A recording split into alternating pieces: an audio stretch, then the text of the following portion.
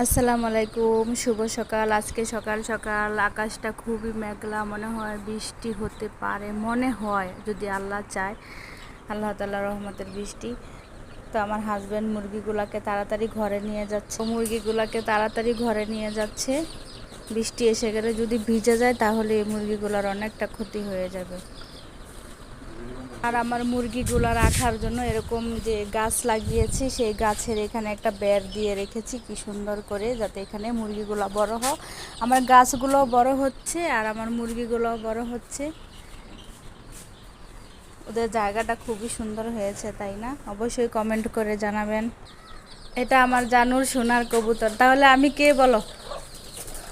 বলো আমি কে? কও।